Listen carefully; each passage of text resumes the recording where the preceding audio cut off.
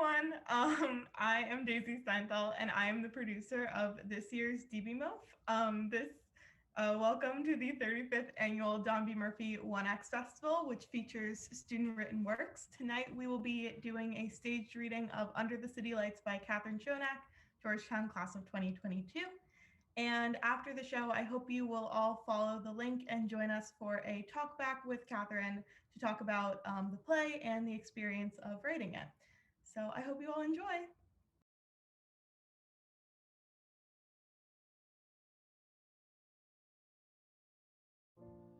Hail to the Texans, they go where I go. Farewell the newspapers that know more than I know, flung under a street lamp, still burning at Scene 1. It's still dark, maybe images are flashing. This should be like the intro of a tourism ad.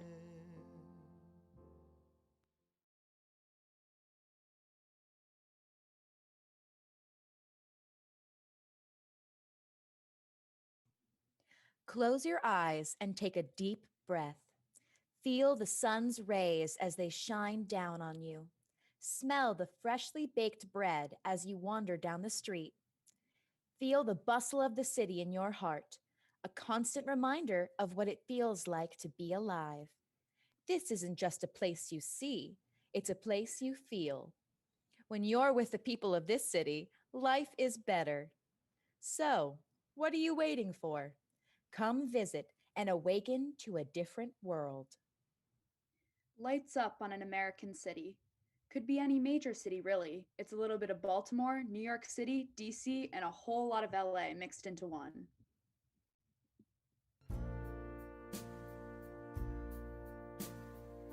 In enters Jacinta, holding a notice in her hand. She's 24. On the letter, there's a giant red stamp that reads, "Evicted." The audience can't see it yet. She's on the phone.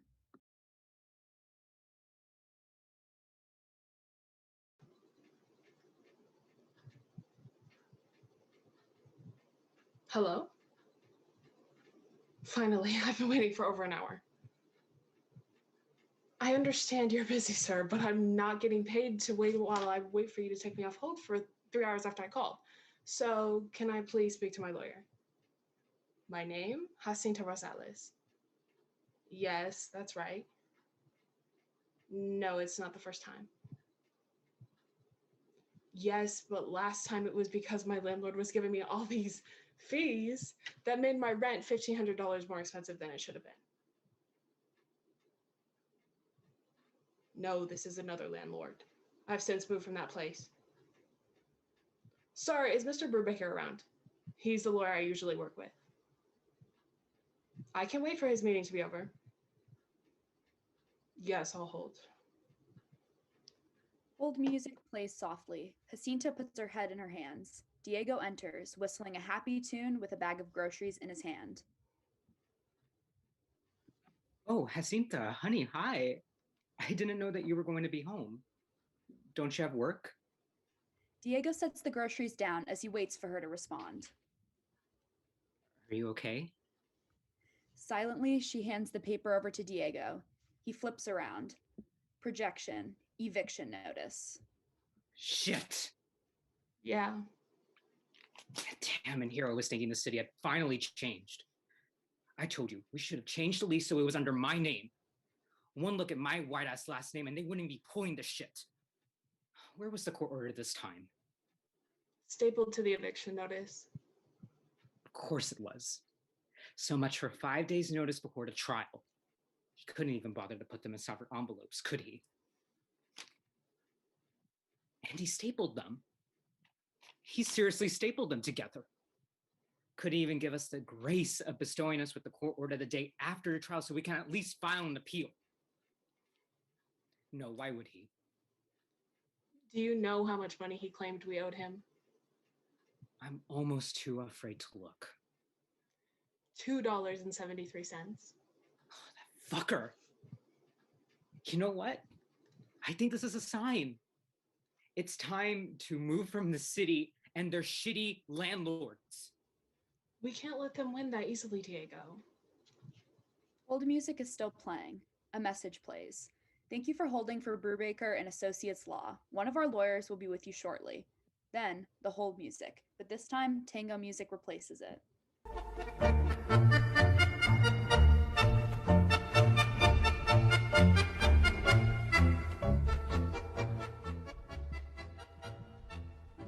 Lights dim as Diego and Jacinta begin to tango with one another.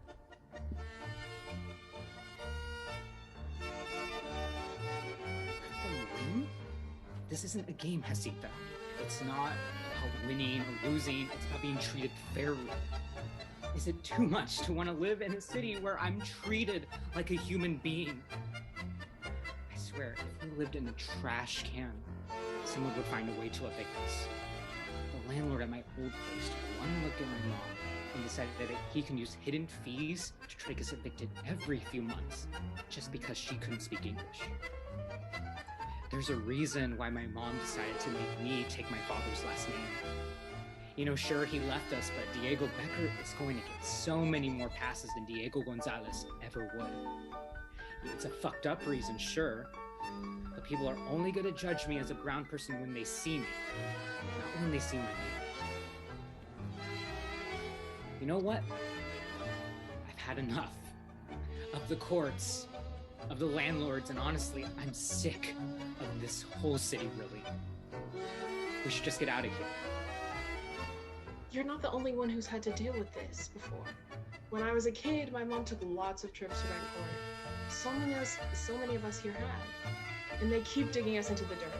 Like repeatedly evicting us will make us leave so they can attract renters who can afford to pay more than we do. You're wrong. Oh, I'm wrong. You know, have you ever wondered if attorneys really want to change the system if they get so much business from it? Then tell me, Diego, what are we supposed to do? Just play soccer until this blows over? First off, soccer helps me get my anger out. Second, what do you want to do? Keep missing work to deal with landlords? You can't keep missing days at the hospital to go to court. I will do what I have to do to make sure we have somewhere to live. I don't see you doing it. I was training. If I miss practice, coach is going to bench me during the game. Don't worry, honey. I know being a professional soccer player is more important than being a nurse.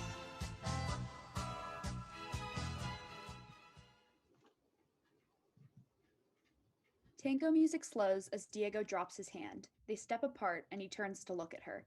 As he speaks, the music begins to fade out and turns back into the hold music as the lights slowly return to normal.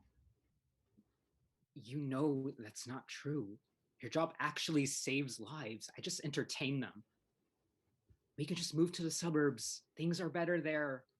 We can just leave all this craziness behind. Commute would be longer, but we can make it work. They both look at each other for a moment. Diego half smiles, then turns away. You know what's funny? I actually came home to prepare you a surprise. This was not how I saw my day was going at all. The only thing we can do now is to take this back to the courts. Jacinta rests her hand on his shoulder. I know. I overheard some of the neighbors saying this guy doesn't keep a ledger. We won't let him win this easily. If he doesn't have a ledger, he loses. This isn't a contest. There's no winning. I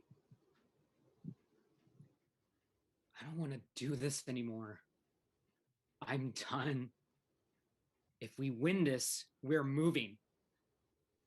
The hold music stops. Mr. Brubaker speaks from the phone. Hello? Jacinta, how are ya? All right, Diego, shh, the lawyer's on the phone. Diego and I have seen better days. What's the matter this time? This city and the landlords that inhibit it. I just got another eviction notice this morning. And the court order? Stapled to the back. You don't have kids, right? No, sir. Good. So don't have to worry about the landlord calling CPS. So, here's what we can do. I don't know what to do without you. I don't know where to put my hands. I've been trying to let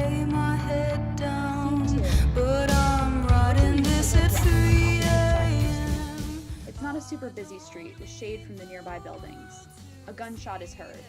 George jumps and looks over at Youth, who glances at George and keeps walking like nothing happened.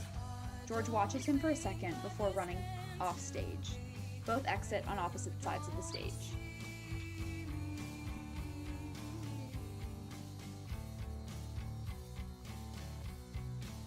Scene 3. Somewhere else in the city. George is holding a bottle of spray paint and is painting on the wall.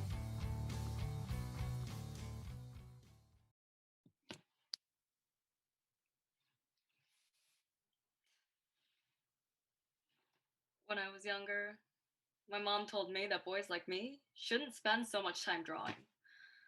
Boys like me need to have our heads on straight at all times. She told me, George, you can't afford to be led astray from the man you're supposed to become.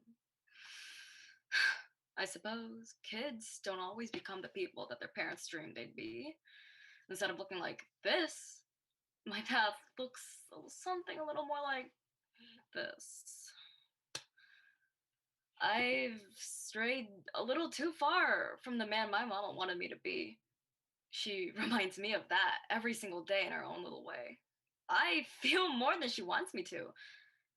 You see, I can't always talk to her about things. She doesn't understand why I feel or what I do or why I feel at all, but this, this helps me understand. It doesn't ask questions, it just listens. It shows me all that I feel, even when words aren't enough. Somehow it knows. Feels it too. Art is an abstract form of feeling. You can look at art and say, yeah, I feel that, without really knowing what it is or what it means. You just feel, or maybe you don't. And you keep walking. Maybe it's not for you. Art is screaming into the void and hoping that someday someone will hear you and stop to listen to what you have to say. The world is a blank canvas full of places that I'm not allowed to paint. He steps back and looks at the art. Art lets me escape from the bubble of who others perceive me to be. In this moment, there's nobody but me, my artistic vision, an empty canvas, and a bottle of spray paint. It can be anything I want it to be. Projection, graffiti on the wall. It's an image of a black silhouette of a head with white roses in the middle. There are lines coming from the head meant to look like thoughts escaping, surrounding, and suffocating the head. It's just me and the blank canvas, and for a moment, everything else falls away. From off stage, a police officer yells, "Hey, you!" Until real life comes to box me back in. Looks like jail is the price of self-expression. He runs off stage.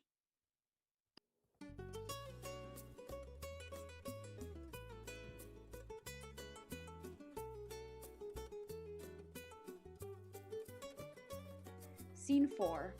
An old small room in a small apartment, something that resembles an attic. Juliana sits holding a beat-up acoustic guitar. She plays an old tune reminiscent of an old Hispanic tune.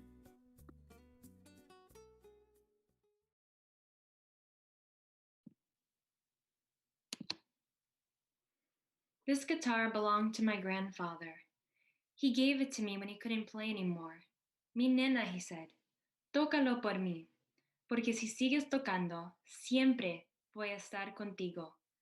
It was the only thing I brought with me when I moved here, along with a wad of dollars I collected over the years, a suitcase full of clothes, and a notebook. I probably look like a starving artist moving to a big city with a guitar on my back, dreaming of making it big. The only thing I was dreaming of when I left was never having to see another Bolivar in my life. That and being able to find a job where I don't have to send most of my paycheck to my family back home.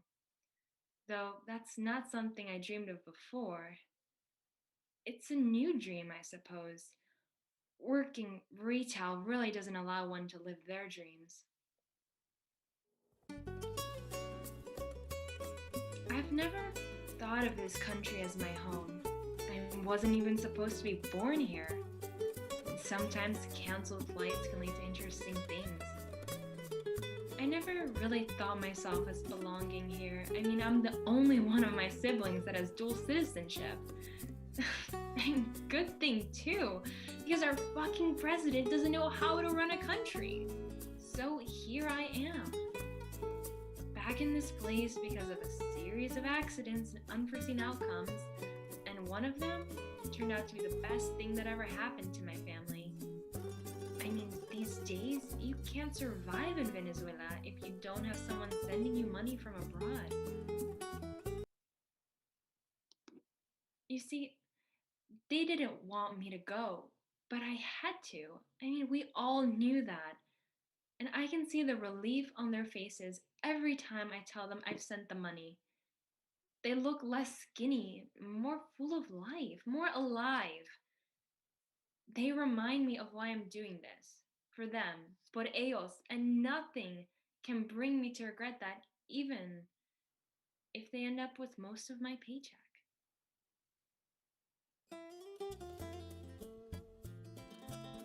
It's strange to see myself build a life here. My parents, they're not so happy. And they wanted me to go back home at some point. And I do see myself going home at some point. I mean, Venezuela will always be my home. But right now, it just can't be my future. To be fair, they're mostly upset because I fell in love. I mean, they're mad because now they're convinced I won't go back for sure. They're mad because I fell in love with a bad one, a Mexicano. Venezolanos were the good kind of Hispanics, they tell me. Mexicanos, especially in this country, they're the bad ones. Illegales that cross the border type, invading other countries type, mostly not white-looking type. And they buy into the racist rhetoric in this country so quickly, and they don't even live here. They haven't even met Miguel. They don't have to. They've already judged him. You know, I bet they miss my ex-girlfriend Anita right now. At least she was Venezolana. And even though they're in another country and depend on me, they still judge me for my choices. But I guess that's family for you. I know they'll come around. I mean, what other choice do they have? Who knows when I'll see them again?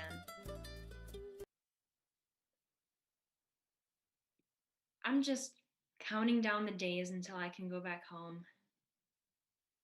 Maybe it'll be weeks or months or years and years and years. Doesn't matter. I mean, this isn't my home. Never will be. I could create a life here, but my heart stayed in my aquamarine casa in the barrios of Caracas. It remains with my mama's pabellón criollo, and in the way my brother and I used to race down the streets to see who could make it home the fastest.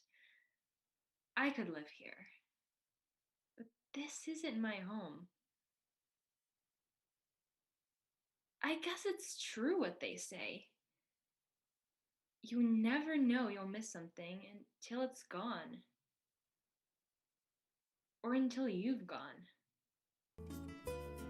It doesn't matter how long it'll take me to go back home. In my heart, I'm already there.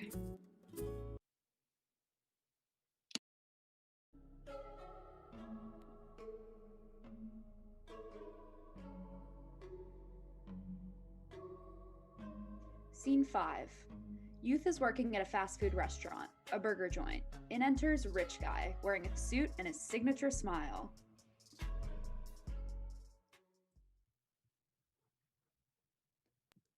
Hello, sir. What can I get for you today? Just give me more days like these. I'm kidding. I'd like a burger, no onion, with a well-done patty, but no salt on the patty, and extra chilies, bacon, extra bacon, and I'd like the patty mustard fried and lettuce wrapped. Oh, and I'll get that to go, and one of those chocolate shakes and fries on the side. All right, sir. Your total is gonna be $768.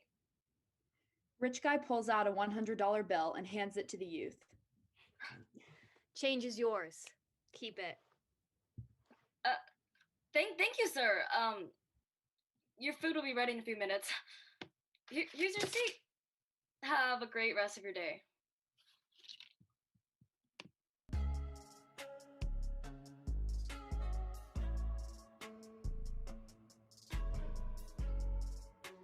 Scene 6. Lights up.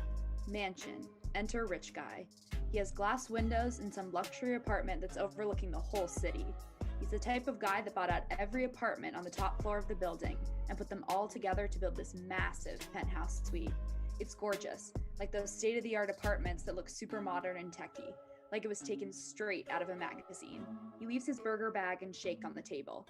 He takes off his suit jacket and drapes it over a chair. He looks out at the audience like he's having a conversation with them. Man, do I love this city. There's nothing like being able to go home to my favorite place in the world and relax after a long day of work. Sometimes you just have to sit down and appreciate the world around you, for there'll be days when you won't. Take a moment and appreciate it now for all the times when you won't be able to, because those times will come. Pours himself a glass of champagne. He has a bucket of champagne just lying around, probably on a bar or something similar. He walks over, picks up his burger, and takes a bite. Look at this. Will ya? Look at this view of the city from my window. At night, it's just about the best darn thing in the world. Feels like it's just me and the city lights. I'm here, up above, looking down at this city that has given me so much. What more do I need? What more could I want? Hey, honey. Hey, hon, have you seen my cell phone? Which one? I hate this. We really don't have to do this right now, do we? No, we don't. Just give me my cell phone and I'll get out of your hair. Forever. The gold one is in the master bedroom.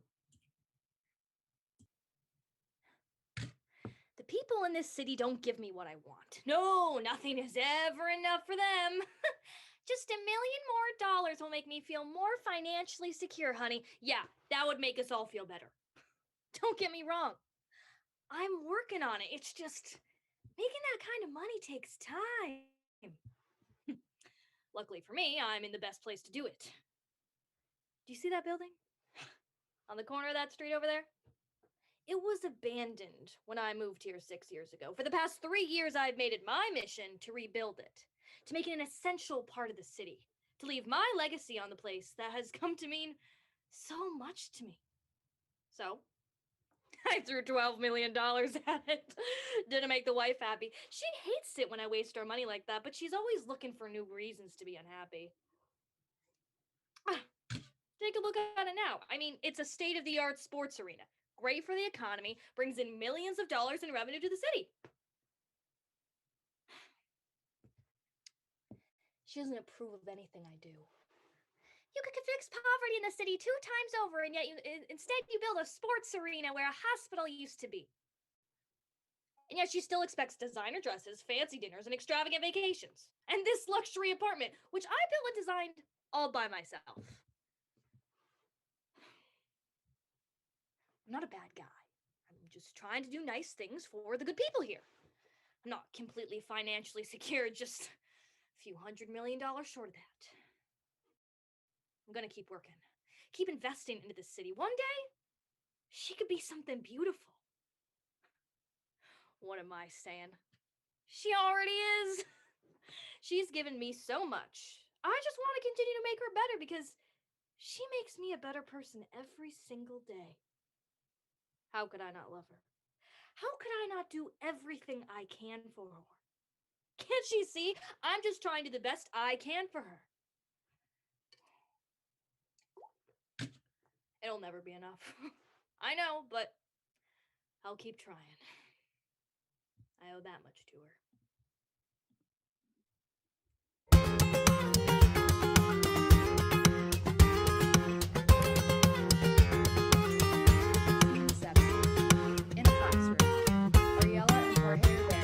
first and second grade students. Enter May and Liam. They have a foam dummy that has holes cut in the thighs and the sides. They have a box full of first aid kits, and there's a PowerPoint on the screen that says, "Stop the bleed."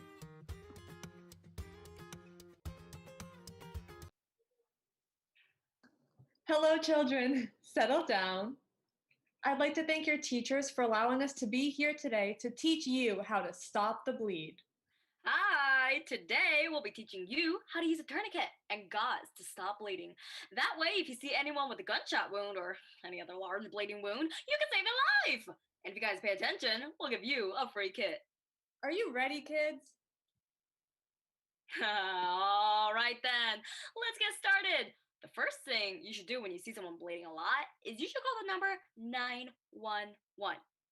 That's step one. Repeat after me. First, call 911. First call 911. Good. PowerPoint changes to a slide with a man pressing on his arm and a woman pressing down on her leg. Both are bleeding on the appendages that they're pressing down on. Next, you're going to apply pressure with your hands, just like this. Demonstrates on the dummy. You're going to be putting as much pressure as you can. It doesn't matter if you hurt the person. It's important to stop the bleeding, and we need to do whatever it takes to prevent the person from bleeding out. PowerPoint slide switches over to a graphic of an open wound and gauze in the wound. The next step is to pack the wound and press. If you have access to a trauma first aid kit, then use the gauze in there. If you have no gauze, then you can use clean cloth or clothes. The clothes you're wearing would work. All you're gonna do is just pack the wound like they do with the Build-A-Bears when you stuff them. And you want to make sure to get the cloth inside the wound and then press down on it as hard as you can. PowerPoint switches again to a picture of a tourniquet on a leg. Now, if the wound is on the arm or the leg and you have a trauma first aid kit, then you should use a tourniquet to stop the bleeding instead. It looks like this. May holds up a tourniquet. Well, we'll pass it around so you guys can look. Pay attention to the knob that's on it. That's what you're going to use to keep the tourniquet in place. You want to wrap the tourniquet above the spot that's bleeding, and then you wind the knob and tighten it until it stops bleeding. That part's important. It doesn't matter how much the person says, it hurts, or screams, or just keep going until the bleeding stops. Better for, someone to lose their limb than their life. Got it? Yes. Good. Then you write down the time on the white strip on the tourniquet so the paramedics know what time it was applied. And that's it. Now come over here, kids, and let's practice packing and pressing, as well as using the tourniquet on the dummies. May gestures to the dummy. When you guys have all practiced, we'll give you this trauma first aid kit to take home with you. So next time you see someone bleeding, you'll be able to stop the bleed and save their life.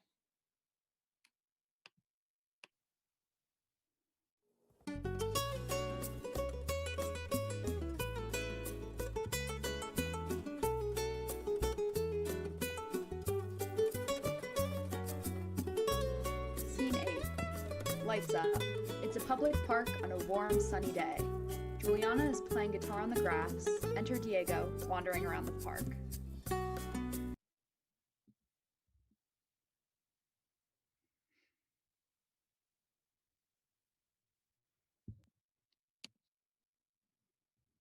Con esta canción en mi corazón me recuerdo de tu amor, de esos días que pasamos solos, solo tú y yo.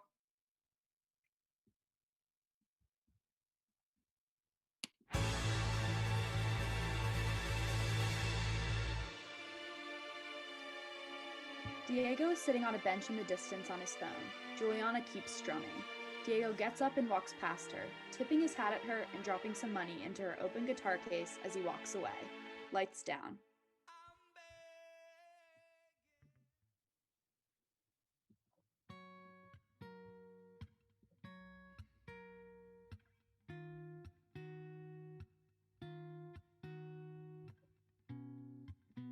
Scene 9.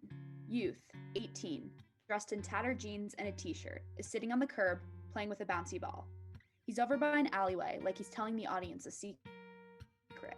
He has a camera hanging over his neck. It's a hand-me-down and looks worn.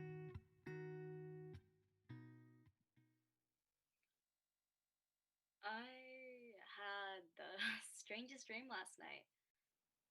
Nobody was trying to kill me.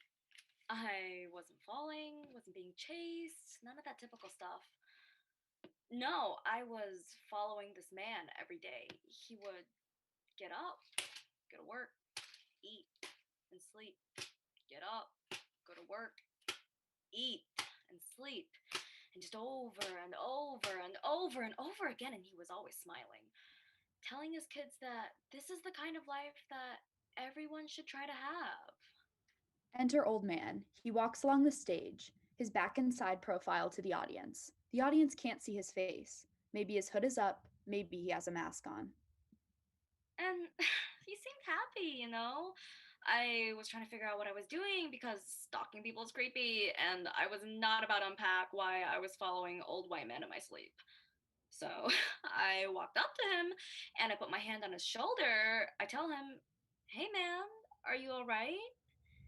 And he turns around and Youth puts his hand on the old man's shoulder and the man turns around, showing his face to everyone. It's a skeleton, his skin rotting, if not all gone. Maybe the image flashes up on the screen. This is supposed to be unsettling and shocking. Youth jumps back and horror movie noises play. The old man turns away, hiding his face, and walks off stage. man, the city sucked the life out of him. And he just kept on pretending that everything was fine. I don't know about you, but I don't believe in coincidences. This was a sign or a vision of the future or something. Thinking about it still gives me the chills. I don't need to be told twice. I don't want any skeletons parading around in my clothes. No, thank you. I want my life to be mine. You know, I don't want to be young and dumb. I just want to be young before I get old, and I certainly don't want to be dead while I'm still alive. If the city wants me to be a dead man walking, I'll pack my bags and go live somewhere else. He picks up the camera and there's a flash. An image of the slums of a city are projected onto the brick wall. That's the problem with cities, you know. They eat you up and chew you good, so when you come out, you're just a shell of a person. Just going through the motions in hopes that things will get better without knowing you've already sold your soul to the city. The image changes to people living in a city, but who have an empty look in their eyes. I have to get out. Takes out the bills from his $93 tip and fans it out. The image on the wall changes to one of shadows. I have to get out. My skeleton isn't the only thing holding me up. I still have hopes and dreams and everything in between. I'm not letting my city take that away from me. I can't let it peel away my skin. It's what separates me from the world. The me I know from the me everyone else sees. It's what makes me recognizable. And I can't give that up. If I had to live my life pretending I was fine, I'd lose my mind. Even though I'm not convinced it's completely mine anyways. Throws the bouncy ball at a wall. The thud of it bouncing off is heard. Do you hear that? That empty sound. That's what it's like for most people around these parts. The parts where I'm from. The barrios, the slums, the places where the glass ceiling is too high and income's too low for any of us to do more than just dream of leaving while the day-to-day life in the city continues to swallow us whole. The image on the wall disappears. Youth takes the camera off and sets it down. Instead of helping us, they're driving us out. They're getting rid of low-cost housing for luxury apartments. When profits matter more than people, then people become expendable. And the next thing you know, we can't afford to live in our homes anymore. Like, fucking capitalism, man. They don't want me. So I'll leave. But let me be clear, this is my choice.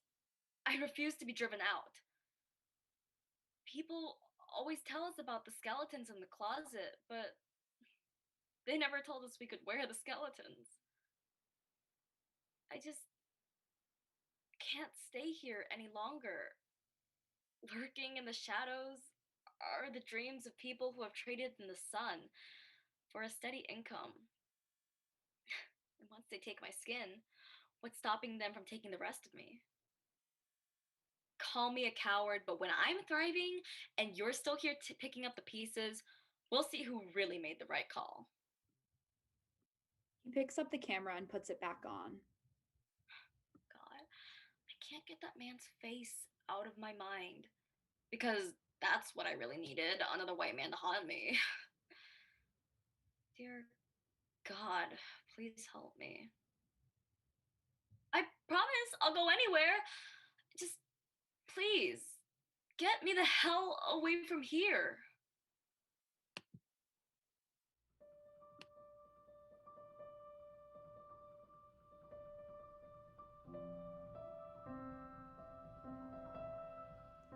Scene 10. It's still dark. A school bell rings.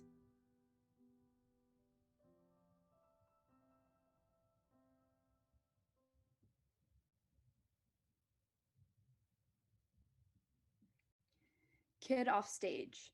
Mommy, when I grow up, I want to be a teacher just like Mr. Alvarez.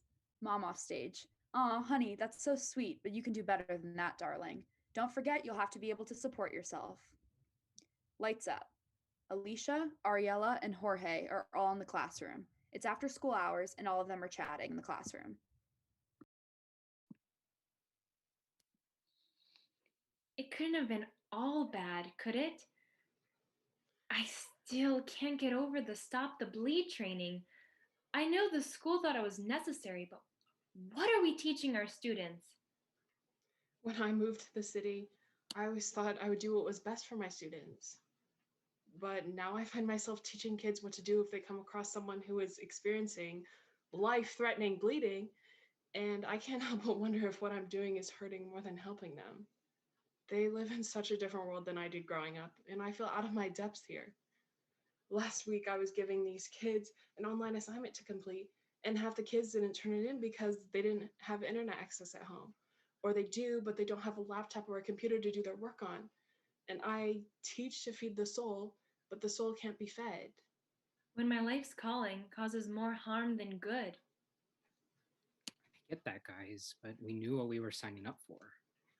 There's a reason why very few people want to teach in low-income communities, due to a lack of funding or those 80-year-old textbooks that won't stop falling apart. We knew these kids were going to have difficulties, and yet we're here anyway.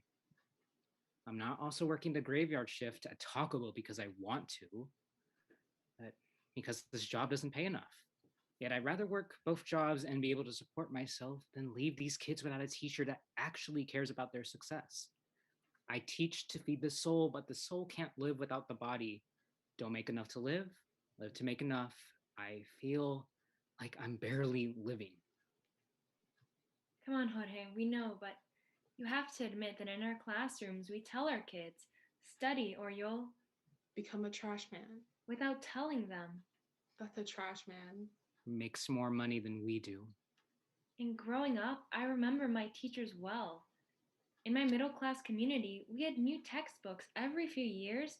The school was kept clean, and when I was in high school, the school pushed for everyone to go to college, priding itself as a college-oriented high school. I wanted to do the same for those who are not to blame, who grew up in a place where they did not have access to the same. Of course, I've always known in the United States, quality of education depends on where you live, but God, I did not know what that actually meant until I actually started teaching here. Alicia gets me. I grew up in the South, and in the rural South, we were all pressed to find textbooks with covers on them. Teachers came in and out, couldn't live on their pay, and the students paid the most from the fallout. The constant change led us astray. It became a game most would lose. Teach yourself or don't learn at all. It was easier to refuse. The desire to learn was already small. Few were in it for the long haul. It was not the students' fault. We were too young to know any better. Not graduating was the default. We were just following the uneducated. Poor stereotype to the letter. The school system made it easy. I grew up here, going to school in the school district. I didn't go to this school. I went to Montebello High, took that path. What we need to do is to find a way to keep them engaged, But it's hard to do that when what we teach doesn't relate at all to that world that they're living in. I saw what happened to my classmates. One by one, the dropouts began. Manny to a gun he couldn't outrun. Aiden got caught with a spray can. Sally got pregnant. Amanda had to work at her parents' store over and over and over again. New student, different story, same score. Those of us that got out didn't always move up. Some took their diplomas and joined the army, or got regular jobs, or just continued working at the part-time job they already had, a decent amount to community college. There were a few who went to any four-year schools, though every once in a while you got the genius who got it out big to Berkeley or Stanford, Harvard or Yale or USC. I dropped out my freshman year of high school to help my mom raise my brothers when my dad left. It wasn't until my mid-20s that I went back and completed school with significant pushing from my mom. I did it for her, to make her proud, to assuage her guilt a little bit. She felt like she stole my education from me, but it was never her fault. If anything, my dad is to blame.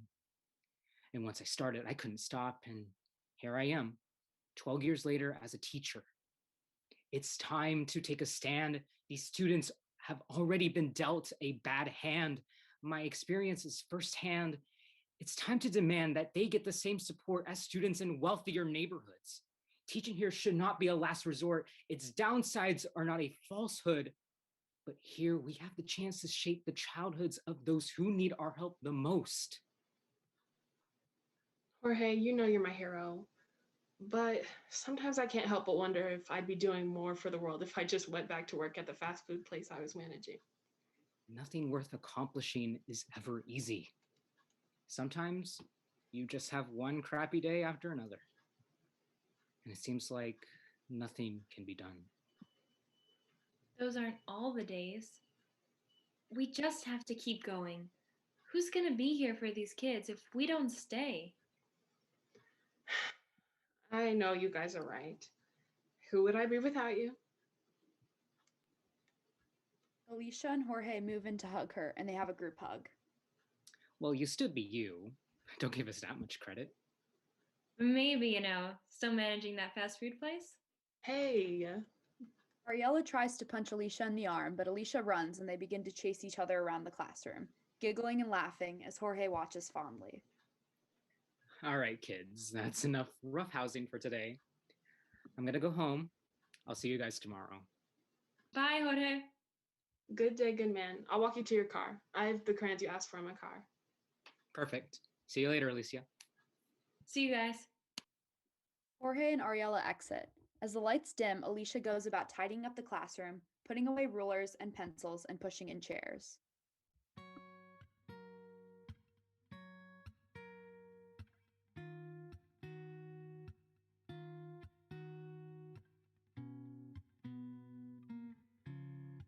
Scene 11. In a church. The light from the mosaics are cast on the floor. There's not a mass going on, and there are a few people filtering around in the background. It's Diego, Alicia, and Youth. Myra enters and looks around the church, kind of timidly. She walks over to a pew and kneels down. The lights from the mosaic are being cast on her.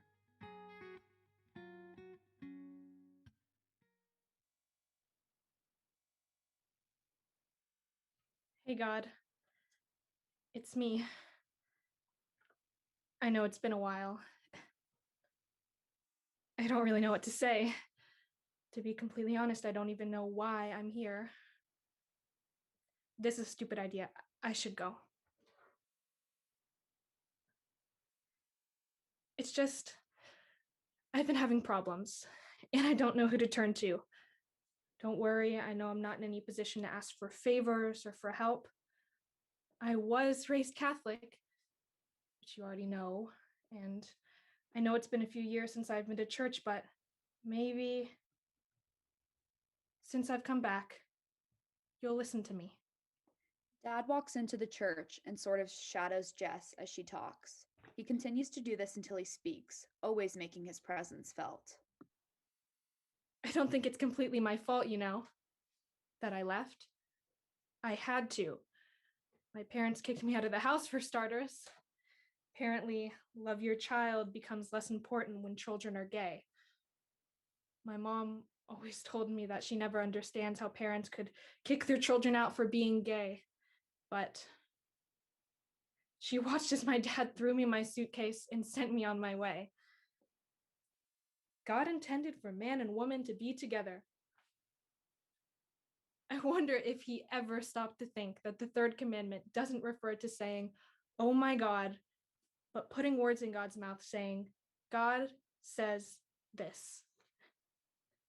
Apparently, it's okay to ignore the love thy neighbor commandment when someone's gay. Should have told me that when I went to church for the first time, God. You knew how you made me. Why was this what you decided what was in store for me? Sorry, that's not what I'm here to talk about today, and that was years ago, and I'm so sorry, God. I don't know if you're still listening, but I need some advice. I'm in a bit of a situation, you see. I asked my girlfriend to marry me a few weeks ago, and I love her so much. She's always been very understanding of my family situation. She's never met them. I talk to my mom a few times a year. She tries to fix our relationship, but she still defends her husband, and I can't understand why.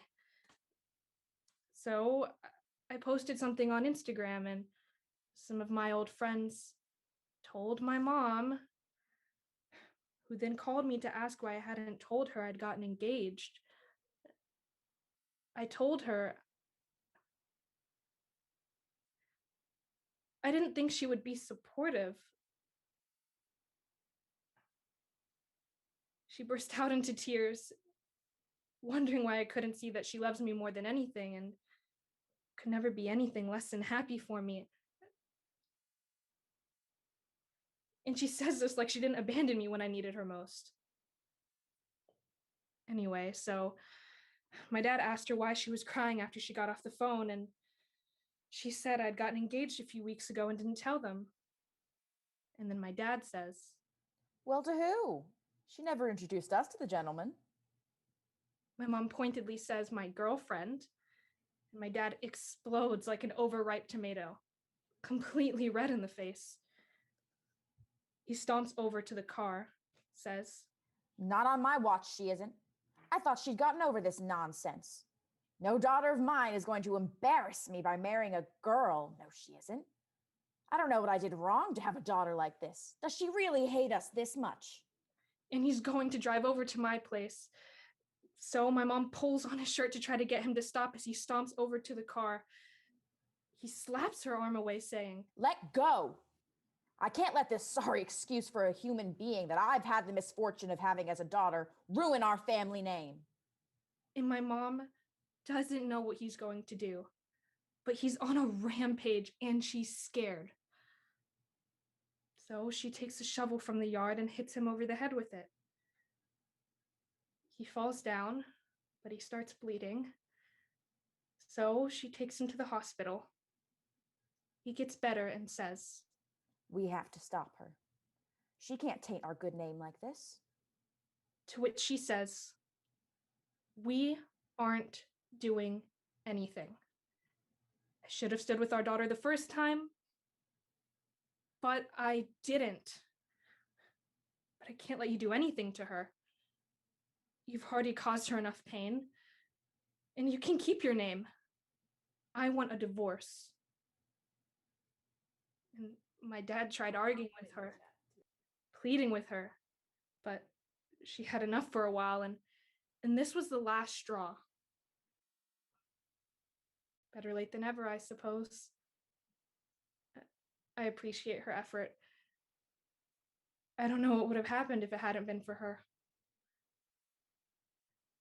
And he fell into a depression and committed suicide a few weeks later in front of my mom's new place.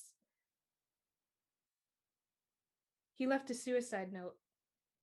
It read, I'm sorry. Dad is carried off stage by other churchgoers. This was 2 weeks ago. His funeral is next week. My mom isn't going. She says the family blames her for what happened. Says they blame me too. But I don't know what to do. He ruined my life and hurt me so much, but he's my dad. My therapist says I don't owe him anything. But I feel like I should go. I feel like I don't know if I just need to see him one last time, or if it's because he's my dad, or I don't know. Please help me, God. Tell me what to do. My head is spinning, and I don't know if I should go, so if you could just send me a sign or something, I'd appreciate it. Thanks. Myra exits the church.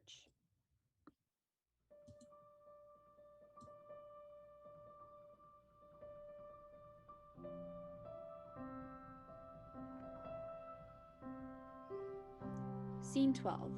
Alicia is sitting on a bench by the beach. The sound of the ocean is strong. She's reading Pride and Prejudice. The sun is setting and she looks out towards the ocean and sighs, smiling. Mr. Brubaker walks by, and when he's a few feet behind her, he also looks towards the ocean and smiles a bit. For a minute, all that is heard is the quiet roar of the waves. Then he continues walking and exits. Lights down.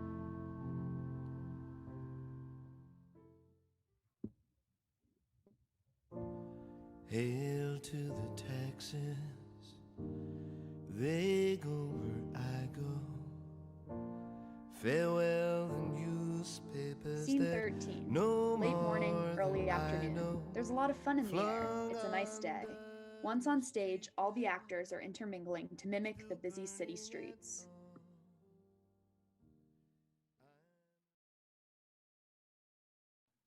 Welcome to our city, the best city in the nation. Come and find yourself here. This is where the sun never stops shining. We're overjoyed that you decided to spend your days with us. If you're just stopping by, we hope you visit us soon. Remember, the value is in the experience. There's too much fun for just one day. Don't you just love days like these when the sun is shining and the birds are chirping? There's so much possibility in the air. God, can't the weather just let me be miserable for one day? At least there's sun. My mom's always used to say that the shining sun meant the courts would be in your favor. It never worked, but it never hurts to believe, doesn't it? The sun, it tricks you. Smile through the pain, it tells you. Sometimes that's all I want to do. Days like these remind me of summers in Venezuela. Me and my family and my guitar out in the yard, just us and the music. Sun is good luck. Judge Smith is always in a good mood when there's sun, says it's good for the soul, whatever that means. Some days I'm not convinced he has one. Every day is different. There's no place like our city. It's your world, your way. This city Denies my self-expression. Smashes my bones. It gives me life. It keeps me going. It constantly reminds me that some will never view me as more than an outsider. It keeps me on my toes. It's where I need to be. I need to get out of here. I can't let them win. I can't give up on this city yet. There's too much that needs to be done. It's my lifeblood, mile after magnificent mile. There's nowhere I'd rather be anywhere but here. When the sun rises in the morning, I want to Run. Hide. Be myself. fight for justice. Live. Teach. Make things right. Raise the next generation so they can reach their full potential. But I can't do that here. I pass by so many people every day. We all live here, we all share moments together, and I'll never know anything about them. All begin to meander in the back except for Diego, who stays forward, standing still. Everyone is always moving, all at different speeds, all living different lives, heading towards an unknown final destination as if they know exactly what's in store for them. That's the most dangerous thing about a city. We get so comfortable walking the same streets every day that we forget what it's like to be uncomfortable. There's nothing more interesting than city life, we're led to believe. But what happens when city life becomes our new normal? What are we left but with a false sense of security? I need to leave. Horn sounds in the distance. Youth walks over with a bag. Don't you hear that? It's the sound of opportunity calling. If you don't board the train now, you'll never know when it'll be back. Maybe in 5 minutes, maybe never. Horn sounds get closer. It's now or never. If I stay any longer, they'll trap me here, like they did with my pops and my brothers. So I have to leave for them. For me, to prove that whatever worth I have is not tied down to where I was raised, but where I end up. I'm no skeleton yet, and I've got to find what keeps me alive. Hail to the Texans. They go Train sounds continue as the youth gets on the train. The train is heard leaving the station. Lights dim as the stage slowly fades to black as the narrator begins speaking. flung under a street lamp, still burning at dawn. I hope you enjoyed your visit. Please come back soon. And remember, the journey's as great as the destination, because the adventure's in living.